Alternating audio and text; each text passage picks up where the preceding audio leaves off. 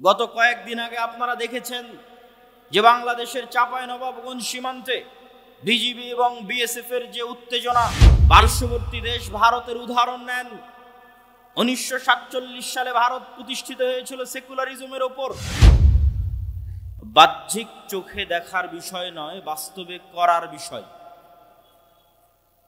রাসূলুল্লাহ সাল্লাল্লাহু আলাইহি ওয়াসাল্লাম উন্নত পার্সোনালিটি, উন্নত ব্যক্তিত্বের অধিকারী ছিলেন। তার ব্যক্তিত্বের প্রভাব, তার ব্যক্তিত্বের হায়বাত তার অদৃশ্যেও বিদ্যমান থাকত। ওমর ইবনুল খাত্তাব রাদিয়াল্লাহু তাআলা আনহু এক মহান ব্যক্তিত্বের অধিকারী মুসলিম নেতা ছিলেন।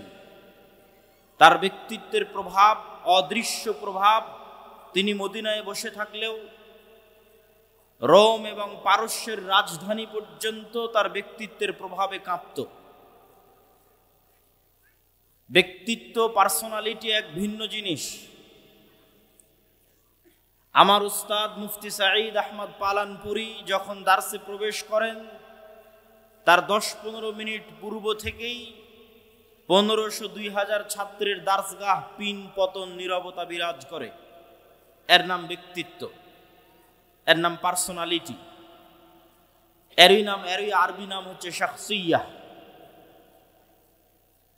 রাসূলুল্লাহ সাল্লাল্লাহু আলাইহি ওয়াসাল্লাম এবং তার সাহাবীগণ তাদের ব্যক্তিত্বকে গঠন করেছেন ন্যায় পরায়ণতার ভিত্তিতে, সত্যবাদিতার ভিত্তিতে, পারস্পরিক সহযোগিতার ভিত্তিতে। রাসূলুল্লাহ সাল্লাল্লাহু আলাইহি ওয়াসাল্লামের ব্যক্তিত্ব যেমন ছিল, হুবহু তার অনুকরণীয় ব্যক্তিত্ব ছিল আবু বকর রাদিয়াল্লাহু তাআলা আনহুর, যার উদাহরণ অসংখ্য ঘটনা এবং অসংখ্য হাদিসে বিদ্যমান আছে। কিন্তু দুঃখজনক হলেও সত্য যে আজকে মুসলিম উম্মাহ ব্যক্তিত্বের দিক থেকে, চারিত্রিক দিক থেকে সর্বনিম্ন স্তরে অবস্থান করছে। এই চারিত্রিক ব্যক্তিত্ব বলে আমি অবৈধ সম্পর্ক, জেনা, ব্যভিচার, বেহায়াপনা, বেলেল্লাপনাকে বুঝাচ্ছি না। আমি এই চারিত্রিক ব্যক্তিত্ব বলতে মানুষের আত্মমর্যাদা, আত্মসম্মান, মাথা উঁচু করে থাকার সাহস, বাতিলের সামনে মাথা নত না করা, সত্য বলতে পারার সাহস, সত্য বাস্তবায়ন করতে পারার সাহস, কম্প্রোমাইজ, আপোষ না করার মানসিকতা, এই যে মানসিকতাগুলো, এই বিষয়গুলো আমি বুঝাতে চাচ্ছি। এই বিষয়গুলো বুঝাতে গিয়ে আমি কিছু উদাহরণ, কিছু হাদিস এবং কিছু আয়াত আপনাদের সামনে তুলে ধরব। সম্মানিত উপস্থিতি, আজকের বিশ্বে আপনি যদি ইহুদিদের দিকে তাকান, হিন্দুদের দিকে তাকান, তাহলে তারা তাদের নিজ নিজ দিনের উপর, ভ্রান্ত দিনের উপর কট্টর। কোনো প্রকার কম্প্রোমাইজ, কোনো প্রকার আপোষের ধার তারা ধারে না।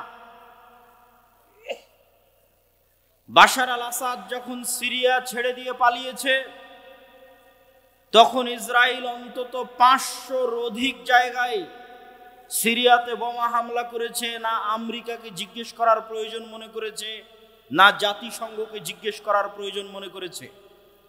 ইসরায়েল ভ্রান্তির ওপর হলেও তার নিজের দিনের ওপর সে কট্টর।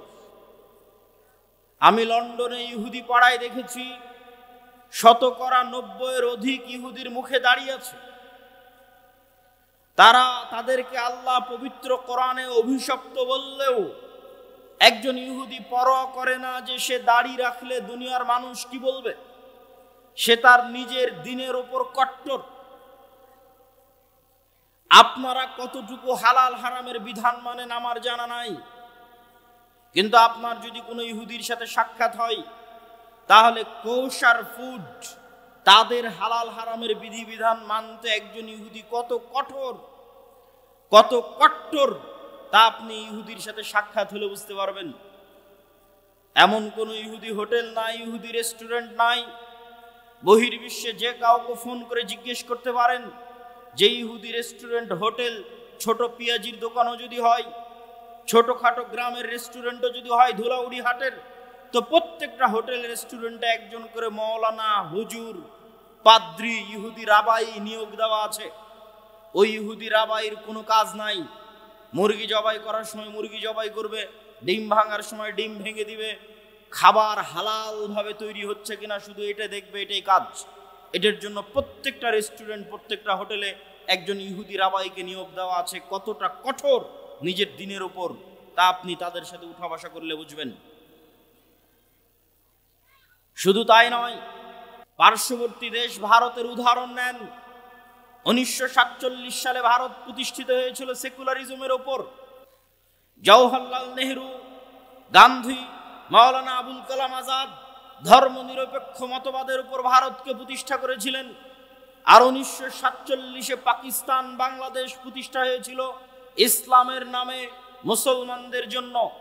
কিন্তু আজ 70 বছর পর, 75 বছর পর 2025 সালে এসে দুঃখজনক হলেও সত্য, ভারত তাদের দিন হিন্দুত্ববাদ একটি ভ্রান্ত দিন হওয়ার পরেও, হিন্দুত্ববাদ একটি বাতিল দিন হওয়ার পরেও ভারত রাষ্ট্রীয়ভাবে হিন্দুত্ববাদের উপর গত 10 বছর ধরে প্রতিষ্ঠিত আছে, পৃথিবীর কাউকে পরোয়া করে না।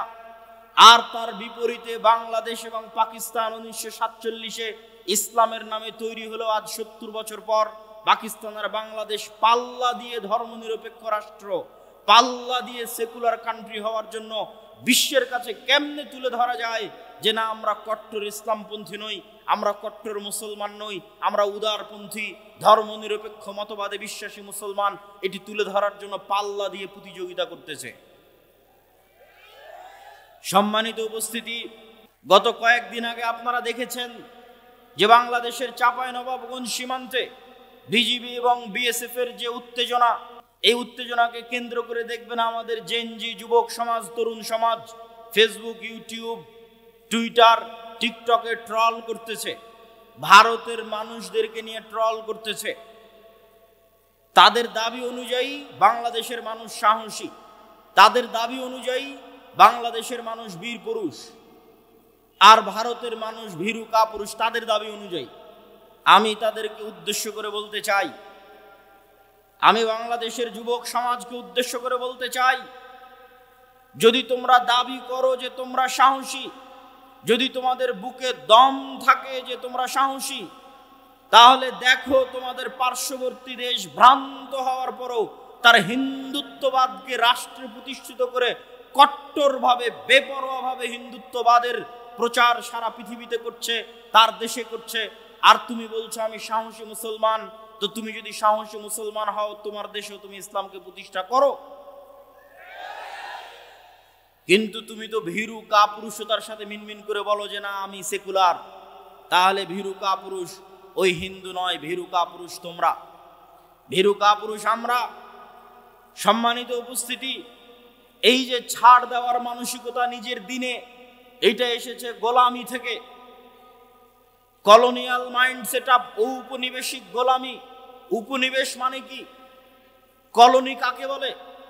আমরা ব্রিটিশদের কলোনি ছিলাম, তার মানে কি? তার মানে হচ্ছে আমি যদি ব্রিটিশের একটা অঙ্গরাজ্য হতাম সেটা ভিন্ন কথা, তাহলে ব্রিটিশের অঙ্গরাজ্য হলে আমার স্বাধীনতা আর ব্রিটিশ নাগরিকদের মতোই থাকতো। কিন্তু ব্রিটিশ আমাকে ওর অঙ্গরাজ্যও বানায়নি, আবার আমার থেকে সকল প্রকার ভোগ দখল করেছে, এর নাম কলোনি। তো এই কলোনি যে আপনি তাকে রাষ্ট্রের স্বীকৃতি দিবেন না, যেমন ধরেন যদি ভারতের কথা বলি, তাহলে বাংলাদেশকে ভারত তার অঙ্গরাজ্যও করেনি। অঙ্গরাজ্য করলে তো অন্তত আর 10টা অঙ্গরাজ্যের মতো বাংলাদেশের মানুষ স্বাধীনতা পেত। অঙ্গরাজ্যও করেনি, আবার কলোনি, উপনিবেশ হিসেবে সকল প্রকার সুযোগ সুবিধা আদায় করে নিয়েছে, এর নাম কলোনি, উপনিবেশ। তো এই কলোনিয়াল মাইন্ড সেট আপ, 190 বছর আমরা ব্রিটিশদের গোলাম ছিলাম। ওই 190 বছর ব্রিটিশদের গোলাম থাকার কারণে আমাদের রক্তের মধ্যে আমাদের ব্যক্তিত্ব, আমাদের পার্সোনালিটি, আমাদের স্বাধীনচেতা মনোভাব, আমাদের আপোষহীন মনোভাব ধ্বংস হয়ে গেছে। প্রত্যেকটা সেক্টরে মুসলমান তার চরিত্রের সর্বনিম্ন স্তরের পরিচয় দিয়ে যাচ্ছে। যেমন আপনাদেরকে যদি উদাহরণ হিসেবে বলতে চাই, আপনাদের সামনে দেবীনগরের মানুষের সামনে যদি উদাহরণ হিসেবে তুলে ধরতে চাই, তাহলে কয়েকটি উদাহরণ আপনাদের সামনে তুলে ধরি। রাসূলুল্লাহ সাল্লাল্লাহু আলাইহি ওয়াসাল্লাম একজন মুসলমানের স্বাধীনচেতা মনোভাব রক্ষা করার জন্য, একজন মুসলমানের উন্নত ব্যক্তিত্ব, আত্মমর্যাদা, আত্মসম্মান রক্ষা করার জন্য তিনি মুসলমানকে ঋণ থেকে, লোন থেকে বাঁচতে বলতেন। নিজে লোন এবং ঋণ থেকে বাঁচার জন্য আল্লাহর দরবারে দোয়া করতেন, আল্লাহুম্মা ইন্নী আউযু বিকা মিনাল মা'সামি ওয়াল মাগরাম, হে আল্লাহ আমি পাপ থেকে বাঁচতে চাই, লোন থেকে বাঁচতে চাই। আল্লাহুম্মা ইন্নী আউযু বিকা মিনাল হাম্মি ওয়াল হুজন, হে আল্লাহ আমি দুশ্চিন্তা থেকে বাঁচতে চাই। বলতে বলতে বলতেন ওয়া গালাবাতিদ দাইন, আমি লোন থেকে বাঁচতে চাই। আল্লাহর নবীকে জিজ্ঞেস করা হলো, আপনি কেন এত লোন থেকে বাঁচতে চান, কেন এত কর্জ থেকে বাঁচতে চান? আল্লাহর নবী কখনোই এই লোন, এই কর্জ দ্বারা সুদের লোন বুঝাননি। সুদের লোন তো বহু দূরে। স্বাভাবিকভাবে একজন মুসলমান আর এক মুসলমানের কাছে 500 টাকা ধার নিবে, 1000 টাকা ধার নিবে, এখন দাও কাল সকালে দিয়ে দিব, এখন দাও পরের দিন সকালে দিয়ে দিব। এই ধরনের যে কর্জে হাসানা, এই ধরনের যে ধার, এই ধারের কথা রাসূলুল্লাহ সাল্লাল্লাহু আলাইহি ওয়াসাল্লাম এই দোয়া থেকে বাঁচতে চাচ্ছেন। আল্লাহর নবীকে জিজ্ঞেস করা হচ্ছে, হে আল্লাহর নবী আপনি কেন এত কর্জ থেকে বাঁচতে চান? রাসূলুল্লাহ সাল্লাল্লাহু আলাইহি ওয়াসাল্লাম উত্তরে বলছেন যে মানুষ যখন কর্জ নেওয়া শুরু করে, মানুষ যখন ধার নেওয়া শুরু করে, হাদ্দাসা ফাকাদাবা, ইজাস্তাদানা রাজুল হাদ্দাসা ফাকাদাবা, যখনই মানুষ কর্জ নেওয়া শুরু করে তখনই মিথ্যা বলা শুরু করে। আপনি আপনার আশেপাশে তাকান, এই গোটা দেবীনগর উপজেলা, গোটা দেবীনগর ইউনিয়ন, ইসলামপুর ইউনিয়ন, চাঁপানবাবগঞ্জ সদর ইউনিয়ন, এই গোটা দিয়াড় অঞ্চল অসংখ্য সুদী ক্ষুদ্র ঋণ এনজিও দিয়ে পরিপূর্ণ হয়ে গেছে। একটা বাড়ি, একটা ব্যক্তি, একটা মা এবং বোন খুঁজে পাওয়া কঠিন যে কিস্তির লোনের সাথে সম্পৃক্ত নয়। আর আল্লাহর নবী কি বলছেন? যখনই মানুষ লোন নেওয়া শুরু করলো তখনই মিথ্যা বলা শুরু করলো। আর মিথ্যা বললো মানে এর আর ব্যক্তিত্ব নাই, এর আর আত্মসম্মান নাই, এর আর আত্মমর্যাদা নাই। আত্মমর্যাদা বিক্রি করে দিয়েছে, আত্মসম্মান বিক্রি করে দিয়েছে, পার্সোনালিটি, ব্যক্তিত্ব বিক্রি করে দিয়েছে। কেননা সে এখন অর্থের জন্য মিথ্যা বলছে। আর যে অর্থের জন্য মিথ্যা বলে, আত্মমর্যাদা, আত্মসম্মান, ব্যক্তিত্ব, পার্সোনালিটি বিকিয়ে দেয়, এরা কোনোদিন স্বাধীন হতে পারবে না, নেতা হতে পারবে না। গোলামের সন্তান, গোলামি থাকতে হবে। যখনই আপনি বলবেন আমি স্বাধীন হতে চাই, মাথা উঁচু করে দাঁড়ানোর ক্ষমতা থাকতে হবে, আত্মমর্যাদা থাকতে হবে, ব্যক্তিত্ব থাকতে হবে, হাইবাত থাকতে হবে। আর আপনি যখন কর্জ নিয়ে নেবেন, ওই ব্যক্তিত্ব শেষ। রাসূলুল্লাহ সাল্লাল্লাহু আলাইহি ওয়াসাল্লাম কর্জ নেওয়ার, লোন নেওয়ার ভয়াবহতা বুঝাতে গিয়ে তিনি বলছেন, একজন ব্যক্তি কুতিলা ফি সাবিলিল্লাহ সুম্মা উহরিয়া সুম্মা কুতিল সুম্মা উহরি, একজন ব্যক্তি আল্লাহর রাস্তায় জিহাদ করে শহীদ হয়ে গেল, তারপরে তাকে পুনরায় জীবিত করা হলো, পুনরায় আল্লাহর রাস্তায় জিহাদ করে শহীদ হয়ে গেল, পুনরায় জীবিত করা হলো, পুনরায় আল্লাহর রাস্তায় জিহাদ করে শহীদ হয়ে গেল। এই ব্যক্তি জান্নাতে যেতে পারবে না। মা দাখালাল জান্নাহ হাত্তা ইউকযা আনহু দাইনু, যদি তার ঘাড়ে ঋণ থাকে, লোন থাকে, যতক্ষণ তার লোন এবং ঋণ আদায় না করা হয়েছে ততক্ষণ সে জান্নাতে যেতে পারবে না। কি ভয়ঙ্কর হাদিস! সম্মানিত উপস্থিতি, কেন লোনের কথা নিয়ে আসলাম? এই জন্য নিয়ে আসলাম, বক্তব্যের বিষয়বস্তু ব্যক্তিত্ব, পার্সোনালিটি। ইসলামের অর্থনীতির মূল ভিত্তি হচ্ছে আপনাকে অল্পে সন্তুষ্ট থাকতে হবে। সুদের ভিত্তিতে লোন বহু পরে। এই হাদিসগুলো আসতেছে স্বাভাবিক কর্জে হাসানার জন্য। যত হাদিস এতক্ষণ যাবৎ বলতেছি, আল্লাহর নবীর দোয়া তুলে ধরতেছি, সব স্বাভাবিক কর্জে হাসানা। স্বাভাবিক কর্জে হাসানাও তখন নিতে পারবে যখন ছেলে মেডিকেলে, মেয়ে মেডিকেলে, বিবাহের খরচ দিতে পারছে না, চিকিৎসার খরচ দিতে পারছে না, তখন নিবে কর্জে হাসানা। স্বাভাবিক অবস্থায় বিলাসী পণ্য ক্রয়ের জন্য, মাটির বাড়িকে পাকা বাড়ি তৈরি করার জন্য, টিনের বাড়িকে পাকা বাড়ি তৈরি করার জন্য, মোটর সাইকেল কেনার জন্য, এসি ফ্রিজ কেনার জন্য উম্মতে মুহাম্মাদি লোন নিতে পারে। এর বিধান ইসলামের কয়েক লক্ষ, কয়েক হাজার কিলোমিটারের মধ্যে নাই। সুদের ভিত্তিতে লোন বহু পরে। আমি স্বাভাবিক কর্জে হাসানার কথা বলতেছি, যে মানুষ স্বাভাবিক কর্জে হাসানা নিবে বিলাসিতার জন্য, এর অস্তিত্ব ইসলামে নাই। আমি আপনাকে গিয়ে বলবো, ভাই আমাকে 1000 টাকা দেন, আমি একটা ফোন কিনতে চাচ্ছি, এই ফোন একটা বিলাসী পণ্য, আমি 1000 টাকা সুদের ভিত্তিতে নিচ্ছি না, এখন নিচ্ছে, 1 সপ্তাহ পরে দিয়ে দিব, 1 মাস পরে দিয়ে দিব, এমন সুদবিহীন কর্জে হাসানা মানুষ বিলাসিতার জন্য নিবে, এর অস্তিত্ব ইসলামে নাই। সুদ ভিত্তিক নেওয়া বহু পরে, সুদবিহীন কর্জে হাসানা মানুষ বিলাসিতার জন্য নিবে, এক সন্ধ্যে ভালো খাওয়ার জন্য নিবে, এক সন্ধ্যে ভালো থাকার জন্য নিবে, এর অস্তিত্ব ইসলামে নাই। কেন? নেওয়া মাত্রই মিথ্যা বলা শুরু করবে, আর যখনই মিথ্যা বলা শুরু করবে তখনও গোলাম হয়ে গেছে, আত্মমর্যাদা গেছে, ব্যক্তিত্ব গেছে, আত্মসম্মান গেছে। কেমন গেছে আপনি নিজেকে হাদিসের সাথে মেপে দেখেন। আজকের যুগের মুসলমানেরা এত বেশি পরিমাণে মিথ্যার সাথে যুক্ত, এত বেশি পরিমাণে অন্যায় পরায়ণতার সাথে যুক্ত, এত বেশি পরিমাণে দুর্নীতির সাথে যুক্ত, যে আজকের যুগের মুসলমানদের চরিত্র যদি আপনি তুলনা করেন, তাহলে মক্কার কাফের মুশরিক কুরাইশদের চরিত্র আজকের যুগের মুসলমানদের চেয়ে ভালো ছিল। আমি দলিলবিহীন বলছি না, দলিল আছে। আবু সুফিয়ান রাদিয়াল্লাহু তাআলা আনহু, তিনি যখন কাফের মুশরিক, বদরের যুদ্ধ, উহুদের যুদ্ধ, খন্দকের যুদ্ধ, তিনটা যুদ্ধ আল্লাহর নবীর বিরুদ্ধে লড়াই করেছেন। খন্দকের যুদ্ধে 1 মাস যাবত 10,000 সেনাবাহিনী নিয়ে আল্লাহর নবীর মদিনাকে ধ্বংস করে দেওয়ার জন্য ঘেরাও করে রেখেছিলেন। ওই আবু সুফিয়ান যখন হুদাইবিয়ার সন্ধিকালীন সময়ে সিরিয়ার সফর করছেন, জেরুজালেমের সফর করছেন, ব্যবসায়িক সফর, তখন আল্লাহর নবী চিঠি লিখেছেন বাদশাহ হিরাক্লিয়াসের কাছে, দিনের দাওয়াত দিয়ে, ইসলামের দাওয়াত দিয়ে। বাদশাহ হিরাক্লিয়াস চিঠি দেখে বলছে, চিঠি লিখেছে আরবি, দেখো জেরুজালেমে এখন কোনো আরাবিয়ান আরবি কেউ আছে কিনা।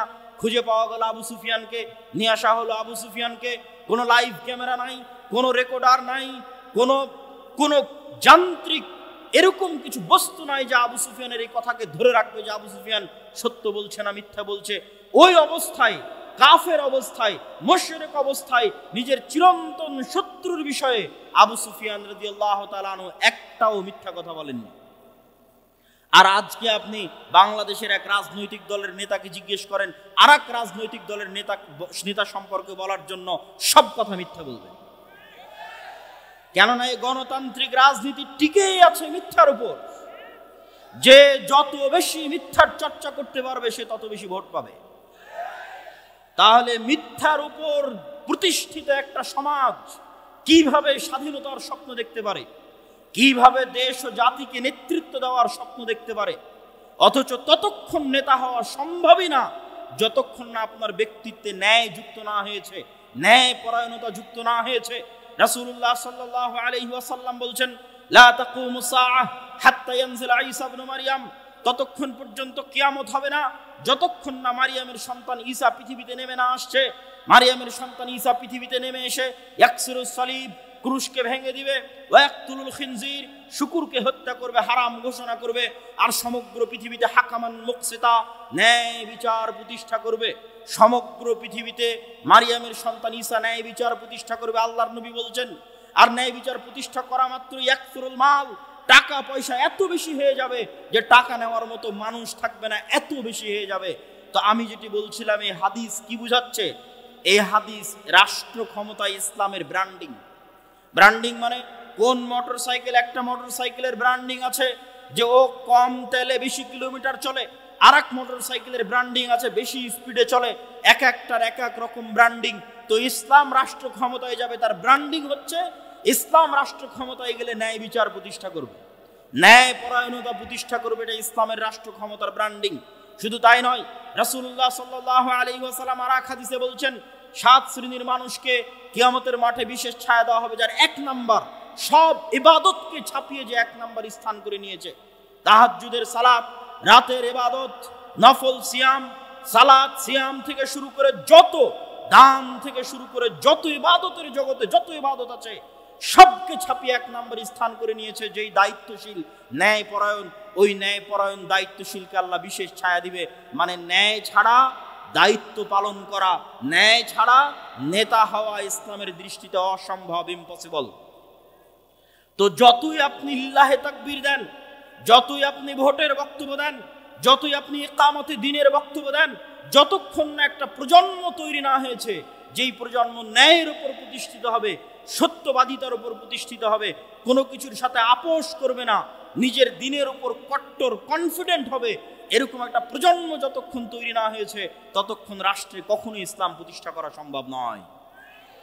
শুধু সম্ভব নয় তা নয়, এর উল্টাটা ঘটবে। উল্টাটা ঘটবে মানে আপনাকে বুঝাই, ন্যায়পরায়ণতা আপনারা এখন চেক করেন। আমি কয়েকটা উদাহরণ দেবো, এই উদাহরণগুলো দিয়ে চেক করেন। আপনাদের দেবীনগরে যৌতুকের ভিত্তিতে বিবাহ হয় না? ডিমান্ডের ভিত্তিতে বিবাহ হয় না? হয় না? হয়।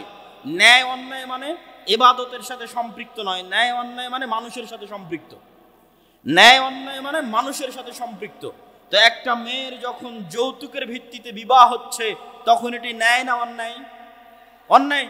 তো যেই মুসলমান কাজী, হাজি, নামাজি, আল্লাহওয়ালা, দানবীর এই যৌতুকের বিবাহের সাথে সম্পৃক্ত, যেই যুবক এই যৌতুকের বিবাহের সাথে সম্পৃক্ত, এরকম অন্যায় পরায়ণ ব্যক্তিদেরকে যদি আপনি ক্ষমতায় বসান, এরা যদি ভোট দিয়ে লিল্লাহে তাকবীর বলে ইসলামের নাম বলে ক্ষমতায় চলে যায়, তো গত 16 বছর যা দুর্নীতি হয়েছে এর চেয়ে বেশি দুর্নীতি করবে। কেন? রক্তের মধ্যে মিশে আছে অন্যায় পরায়ণতা। ও আর একজন পিতার কন্যার সাথে এবং ওই পিতার সাথে অন্যায় পরায়ণতা করেছে, ওকে রাষ্ট্রের দায়িত্ব দিলে এর চেয়ে বড় দুর্নীতিবাজ হবে। শুধু তাই নয়, পিতার সম্পত্তি বন্টনের ক্ষেত্রে দেখবেন যে আপনি ন্যায়পরায়ণ কিনা মাপেন নিজেকে। পিতার সম্পত্তি বন্টনের ক্ষেত্রে বোনকে, যেটা নদীতে পানিতে ডুবে আছে ওই জমি দিয়েছে বোনকে, আর যেটা উঁচা ধুলাউড়ি হাটে ওই জমি নিয়েছে নিজে। তার মানে এটি অন্যায়পরায়ণতা।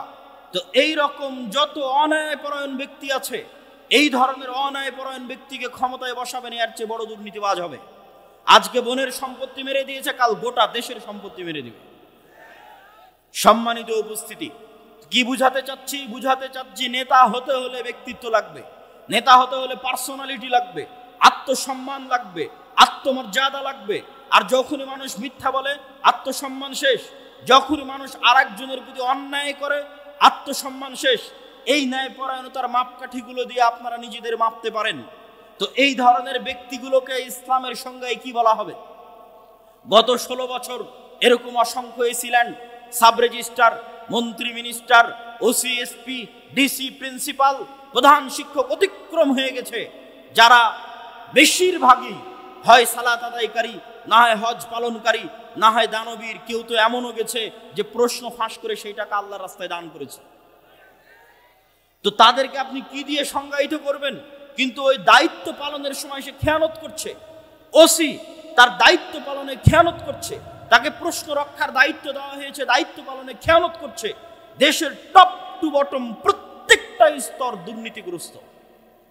তাহলে এই দুর্নীতিগ্রস্ত সমাজকে আপনি কি দিয়ে সংজ্ঞায়িত করবেন? রাসূলুল্লাহ সাল্লাল্লাহু আলাইহি ওয়াসাল্লাম বলছেন, 4টা বৈশিষ্ট্য যদি মানুষের মধ্যে থাকে, মুনাফিকান খালেসা, সে স্পষ্ট নির্ভেজাল মুনাফিক। ইজা হাদ্দাসা কাযাবা, যখন কথা বলে মিথ্যা বলে, ওয়াদা করলে ভঙ্গ করে, দায়িত্ব দেওয়া হলে, আমানত দেওয়া হলে ওই দায়িত্বের সাথে খেয়ানত করে, এরা মুনাফিক। এবার আপনি নিজের দিকে তাকান, আশেপাশে তাকান, কয়টা মুসলমানকে আপনি মুনাফিকের খাতা থেকে বাদ দিবেন? কয়জন নামাজি দানবীরকে আপনি মুনাফিকের খাতা থেকে বাদ দিবেন? কিন্তু আপনার প্রশ্ন জাগতে পারে, কেন তাহলে তারা সালাত আদায় করে, কেন সিয়াম পালন করে, কেন তাহাজ্জুদের সালাত আদায় করে, কেন হজ করতে যায়, কেন প্রধান অতিথি হয়ে দান করে? মূলত তারা মুনাফিক। মানুষের সাথে অন্যায় করেছে, মিথ্যা বলেছে, মুনাফিক। নিজের স্ত্রীর প্রতি অন্যায় করেছে, মুনাফিক। নিজের সন্তানের প্রতি অন্যায় করেছে, এক সন্তানকে বঞ্চিত করে আর এক সন্তানকে সব সম্পত্তি লিখে দিয়েছে, মুনাফিক। নিজের বোনের প্রতি অন্যায় করেছে, জমি বন্টনে ন্যায় করেনি, মুনাফিক। বিবাহ করার সময় যৌতুক নিয়েছে, মুনাফিক, কারণ অন্যায় করেছে মানুষের সাথে। এরকম জীবনের প্রত্যেকটা সেক্টরে ন্যায়পরায়ণতা খুবই ভয়াবহ, খুবই গুরুত্বপূর্ণ। এমনকি সন্তান সন্ততিদেরকে চুমু দিতে গিয়েও ন্যায় প্রতিষ্ঠা করার কথা আল্লাহ বলেছেন। বিবাহ করতে গিয়েও আল্লাহ বলেছেন, যদি একের অধিক বিবাহ করতে চাও, আগে নিশ্চিত করো ন্যায় প্রতিষ্ঠা করতে পারবা কিনা। ন্যায়পরায়ণতা প্রতিষ্ঠা করা খুবই গুরুত্বপূর্ণ এবং খুবই কঠিন, খুবই ভয়াবহ বিষয়। এরকম যতজন নিজ নিজ জীবনের সেক্টরে ন্যায় প্রতিষ্ঠা করতে পারেনি, দায়িত্বের আমানতের খেয়ানত করেছে, মিথ্যা বলেছে, তাদেরকে আল্লাহ নবী এক বাক্যে বলে দিলেন, এরা হচ্ছে মুনাফিক।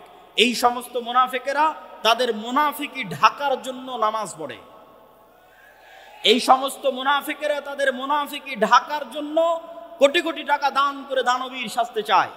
এই ধরনের মুনাফিকেরা তাদের মুনাফিকি ঢাকার জন্য হজ করতে যেতে চায় যে আমি আজই, কিন্তু মুনাফিক তার বোনকে তার সম্পত্তিতে ন্যায়ের সাথে ভাগ দেয়নি। মুনাফিক, এই ধরনের মুনাফিক সম্প্রদায় দিয়ে কখনোই মুসলিম জাতির মুক্তি হবে না, হবে না, হবে না। কেমন সম্প্রদায় লাগবে? মুহাম্মদ সাল্লাল্লাহু আলাইহি ওয়াসাল্লামের মতো সত্যবাদী ন্যায়পরায়ণ, জন্মই হয়েছে সত্যবাদিতার উপর, ন্যায়পরায়ণতার উপর। ওমর ইবনুল খাত্তাবের মতো আপোষহীন, কোনো কিছুতে ছাড় দেওয়ার মানসিকতা নাই দিনের বিষয়ে, এরকম সত্যবাদিতা ন্যায়পরায়ণতার উপর যখন হৃদয় ফ্রেশ, তখন এবার সালাত আদায় করছে। কারো নামে গীবত করে না, কারো নামে অপবাদ দেয় না, কারো পিছে পড়ে না, লোন এবং কর্জের ধার ধারে না, যেখানে গেলে মাথা নত হতে পারে, যেখানে গেলে মিথ্যা বলা লাগতে পারে তার ধার ধারে না। এরকম সত্যবাদী, আমানতদার, ন্যায়পরায়ণ একদল প্রজন্ম যদি দাঁড়িয়ে যায়, তো ওই প্রজন্ম যখন সালাত আদায় করবে, সিয়াম পালন করবে, হজ করবে, দান করবে, উমরা করবে, ওই প্রজন্মের হাত দিয়ে ইসলামের বিজয় হবে ইনশাআল্লাহ। অতএব আমি উপস্থিত দেবীনগরের আজকের উপস্থিত মুসল্লিদের উদ্দেশ্যে উদাত্ত আহ্বান জানিয়ে বলতে চাই যে আমাদের, আপনাদের ব্যক্তিত্ব, আপনাদের পার্সোনালিটি, আপনাদের আত্মমর্যাদা, আত্মসম্মানকে হেফাজত করুন, রক্ষা করুন। একজন মুসলমানের যেমন হওয়া উচিত। মুসলমানদের অবস্থা দেখলে আমার নিজের লজ্জা লাগে। যখন আমেরিকা এবং ইউরোপে দেখি মুসলমানেরা মিথ্যার উপর তার রুজি পরিচালনা করছে, মিথ্যা বলে ইউরোপে প্রবেশ করেছে, মিথ্যা বলে আমেরিকায় গেছে, মিথ্যা বলে ইনকাম করছে, মিথ্যা বলে আর এক কাফের মুশরিকের কাছে অতিরিক্ত টাকা কামানোর জন্য মিথ্যা বলতেছে, পুরো জীবনটা মিথ্যার উপর পার করে দিচ্ছে। এরকম মিথ্যুক জাতি দিয়ে কিভাবে নেতা হবে, কিভাবে মুক্তি পাবে? অসম্ভব, হতে পারে না। আপনাকে আপনার দিনের উপর কট্টর হতে হবে, সত্যবাদিতা এবং ন্যায়পরায়ণতায় ফিরে আসতে হবে। শুধু তাকবীর ধ্বনি দিয়ে, শুধু ভোটের বক্তব্য দিয়ে, গণতন্ত্রের বক্তব্য দিয়ে ইসলামকে বিজয় করা সম্ভব নয়। সম্মানিত উপস্থিতি, বক্তব্যের শেষের দিকে চলে এসেছি। আজকে দেখছি আমরা ইসলামকে বিজয় করার জন্য, সামগ্রিকভাবে বিজয় করার জন্য এই মৌলিক বিষয়গুলোর প্রতি ফোকাস না করে এখনই হাজার হাজার কোটি কোটি মানুষের ভোট নিয়ে ক্ষমতায় চলে যেতে হবে। এই যে টেন্ডেন্সি, ডেমোক্রেসিকে রব মানার, ইলাহ মানার, গণতন্ত্রকে ইলাহ বানিয়ে দেওয়ার যে টেন্ডেন্সি, যে মন মানসিকতা, সমাজতন্ত্র, ধর্মনিরপেক্ষ মতবাদকে ইলাহ বানিয়ে দেওয়ার যে মন মানসিকতা, এই মন মানসিকতার উপর কুঠারাঘাত করেছেন আল্লামা ইকবাল। আল্লামা ইকবাল বলেছেন, আজকের আধুনিক যুগের আজরেরা তারা সোয়ায়ে হ্যাঁ খোদা ওর। আজকের আধুনিক যুগের আজর মানে ইব্রাহিমের পিতা আজর মূর্তি বানিয়েছিল, আজকের যুগের আজরেরা নতুন মূর্তি বানিয়েছে। ইনসারে খুদাও মে বড়া সবসে ওয়াতান হ্যাঁ। আজকে মানুষ ইবাদতের জন্য যত মূর্তি বানিয়েছে তার মধ্যে একটা গণতন্ত্র, একটা সমাজতন্ত্র, একটা ধর্মনিরপেক্ষ মতবাদ, সেকুলারিজম, এই মূর্তিগুলোর আজকের যুগে মানুষ ইবাদত করতেছে। অথচ তাওহীদ মানে আমাই ইয়াকফুর বিত্তাগুত ওয়া ইউমিন বিল্লাহ, আগে তাগুতকে অস্বীকার করতে হবে, তারপরে ঈমান আনয়ন করতে হবে। ঈমান আনয়ন মানে, তাওহীদ মানে ইব্রাহিম আলাইহিস সালাতু ওয়াস সালামের আদর্শ, কাফারনা বিকুম ইন্না বুরাউম মিনকুম বারিউম মিম্মা তুশরিকুন। এগুলো ইব্রাহিম আলাইহিস সালামের নিজের মুখের বাক্য যে আমি তোমাদের থেকে মুক্ত, আমি অস্বীকার করছি ওই সমস্ত মূর্তির, ওই সমস্ত শিরকের যার তোমরা পূজা করো। আজকে যদি মুসলমানেরা বলতে চায় যে হ্যাঁ তাদের ঈমান পরিপূর্ণ, তাহলে আগে এই সমস্ত নতুন মূর্তিগুলোকে অস্বীকার করতে হবে। এই মূর্তিগুলোর মূলা ঝুলিয়ে, গণতন্ত্র নামক এই নতুন ইলাহের মূলা ঝুলিয়ে কোনোদিন মুসলমানেরা রাষ্ট্র ক্ষমতায় যেতে পারেনি। ইসলাম কোনো দিন যেতে পারবে না। যদি কখনো যায় তাহলে সেটা হবে কম্প্রোমাইজড, বিকৃত ইসলাম। অবিকৃত ইসলাম পূর্ণাঙ্গ ক্ষমতার সাথে রাষ্ট্র ক্ষমতায় যাবে, তার পথ পদ্ধতি হবে ভিন্ন। তার পথ পদ্ধতি শুরুই হবে দাওয়াত দিয়ে। আল্লাহ চাইলে মুসা আলাইহিস সালাতু ওয়াস সালামকে বলতে পারতেন যে যাও, তোমাকে মুজিজার লাঠি দিলাম, এই লাঠি দিয়ে ফেরাউনকে হত্যা করো, দিয়ে ক্ষমতা দখল করো না। আল্লাহ মুসা আলাইহিস সালামকে ব্যক্তিত্ব দিয়ে, পার্সোনালিটি দিয়ে, আত্মমর্যাদা দিয়ে, আত্মসম্মান দিয়ে, উন্নত চরিত্র দিয়ে তৈরি করেছেন। গোলাম হিসেবে মিথ্যার উপর, ধোঁকার উপর, দুর্নীতির উপর তৈরি করেননি। যখন বানু ইসরাইল গোলাম, যখন বানু ইসরাইল জীবন যাপন করছে মিথ্যার উপর, গোলামির উপর, তখন আল্লাহ মুসা আলাইহিস সালামকে ওই গোলামি থেকে মুক্তি দিয়ে ফেরাউনের বাড়িতে পূর্ণ আত্মমর্যাদার সাথে আত্মসম্মানের সাথে মানুষ করেছেন, যেন মুসা আলাইহিস সালামের আত্মমর্যাদা আত্মসম্মান ব্যক্তিত্ব কোনো কমতি না থাকে। নেতৃত্ব দিতে হলে, নেতা হতে হলে পূর্ণ আত্মমর্যাদা লাগবে, আত্মসম্মান লাগবে, তবে নেতা হওয়া যাবে। আর যে গোলাম অবস্থায় মানুষ হয়েছে নেতা হতে পারবে না। তো মুসা আলাইহিস সালামকে আল্লাহ দাওয়াত দিতে পাঠালেন তার ব্যক্তিত্বের সাথে। ইউসুফ আলাইহিস সালাতু ওয়াস সালামকে আল্লাহ চাইলে জিবরাইলকে পাঠিয়ে কুয়া থেকে তখনই উঠিয়ে বাপের কাছে ফেরত পাঠাতে পারতেন, পাঠাননি। ইউসুফ আলাইহিস সালাতু ওয়াস সালামকে আল্লাহ লম্বা পরীক্ষার মধ্যে দিয়ে পার করেছেন। যে লম্বা পরীক্ষার মধ্যে দিয়ে ইউসুফ আলাইহিস সালামের ব্যক্তিত্ব তৈরি হয়েছে, শাখসিয়াত তৈরি হয়েছে, পার্সোনালিটি তৈরি হয়েছে, নেতৃত্বের গুণ তৈরি হয়েছে, মিথ্যার সাথে আপোষহীনতা তৈরি হয়েছে, এবং সত্যের উপর অটল এবং অবিচল থাকার মানসিকতা তৈরি হয়েছে, নিজের দিনের বিষয়ে ছাড় না দেওয়ার মানসিকতা তৈরি হয়েছে। এই মানসিকতাগুলো নিয়ে যখন তিনি বাতিলের সামনে দাঁড়িয়েছেন, যখন তিনি দাওয়াতের ময়দানে গেছেন, তখন তিনি পরীক্ষার মুখোমুখি হয়েছেন, আস্তে আস্তে সফল হয়েছেন। সম্মানিত উপস্থিতি, আমাদের ওই রকম একটা প্রজন্ম লাগবে, ওই রকম একদল যুবক লাগবে যারা মিথ্যা বলা জানে না, যাদের জীবন চলে গেলেও মিথ্যার সাথে আপোষ করবে না, যারা জীবনের প্রত্যেকটা সেক্টরে সত্য বলে, যারা হারাম থেকে পবিত্র, হারামের সংস্পর্শে গেলে অপবিত্র হয়ে যাবে, হারাম ইনকামের সংস্পর্শে গেলে অপবিত্র হয়ে যাবে, হারাম থেকে পবিত্র, ন্যায়পরায়ণ, দুনিয়ার কোনো মানুষের প্রতি অন্যায় করে না, না পিতা মাতার প্রতি, না সন্তানের প্রতি, না বোনের প্রতি, না ভাইয়ের প্রতি, না নিজ দায়িত্বের প্রতি, অটল শতভাগ ন্যায়পরায়ণ। এমত অবস্থায় যদি ও তাওহীদপন্থী হয়, নিজের দিনের উপর ওই ইহুদিদের মতো, ইহুদিরা যেমন ভ্রান্তির উপর অটল, আজকের ভারতের হিন্দুরা যেমন তার ভ্রান্তির উপর অটল, কট্টর, এইরকম একদল মুসলমান দাঁড়িয়ে যদি বলতে পারে হ্যাঁ আমরা আমাদের নবীর দ্বীনে ইসলামের উপর অটল, মুহাম্মদ সাল্লাল্লাহু আলাইহি ওয়াসাল্লামের প্রত্যেকটা আদর্শের উপর, মুহাম্মদ সাল্লাল্লাহু আলাইহি ওয়াসাল্লামের প্রত্যেকটা কথার উপর ইট পাথরের মতো অটল, এইরকম অটল মানসিকতা নিয়ে একদল যুবক যদি দাওয়াতি কাজ শুরু করে, ক্ষমতার কেন্দ্রবিন্দুতে আঘাত করে, পূর্ণ ব্যক্তিত্বের সাথে, পূর্ণ পার্সোনালিটির সাথে তারা পরীক্ষার মুখোমুখি হবে, কিন্তু তাদের হাত দিয়ে ইসলামের বিজয় পতাকা উড়বে ইনশাআল্লাহ। আমি আপনাদের কাছে আজকের দেবীনগরের এই মাটিতে এই ধরনের একদল যুবকের প্রত্যাশা করি যে এই আলোচনাগুলো শুনে, এই বক্তব্যগুলো শুনে অন্তত আপনাদের এই চারিত্রিক দিকটা সংশোধন হোক, অন্তত ন্যায়পরায়ণ হওয়ার চেষ্টা করেন, সত্যবাদী হওয়ার চেষ্টা করেন, নিজের দিনের উপর অটল থাকেন। লোন, ধার, কর্জ যেগুলো মানুষের মাথাকে নত করে দিবে, যেগুলো মানুষকে মিথ্যার দিকে নিয়ে যাবে, পুরো পরিবার মিথ্যার উপর গড়ে উঠবে, গোলাম হবে, কোনোদিন স্বাধীন হতে পারবে না, নেতা হতে পারবে না, এই ধরনের ন্যাক্কারজনক ঘৃণিত কার্যকলাপ থেকে মুক্ত থেকে পান্তা ভাত খাবেন, মাটির ঘরে থাকবেন, কিন্তু মাথা উঁচু করে থাকবেন, পূর্ণ ইমানের সাথে থাকবেন, আত্মমর্যাদার সাথে থাকবেন, আত্মসম্মানের সাথে থাকবেন। এরকম একটা পরিবার থেকে, এরকম একদল যুবক থেকে ইসলামের বিজয় হবে ইনশাআল্লাহ। সম্মানিত উপস্থিতি, আমি বক্তব্যের শেষের দিকে চলে এসেছি। আর দাওয়া ইলাল্লাহর এই যে আয়োজন, এই যে কার্যক্রম, আর দাওয়া ইলাল্লাহ কি? আর দাওয়া ইলাল্লাহর ব্র্যান্ডিং হচ্ছে মসজিদ ভিত্তিক মক্তব। আপনাদের অত্র চাঁপাইনবাবগঞ্জ অঞ্চলেরও বহু মক্তবের শিক্ষককে আমরা প্রশিক্ষণ দিয়েছি, সারা বাংলাদেশের 500-র অধিক মক্তবের শিক্ষককে আমরা প্রশিক্ষণ দিয়েছি।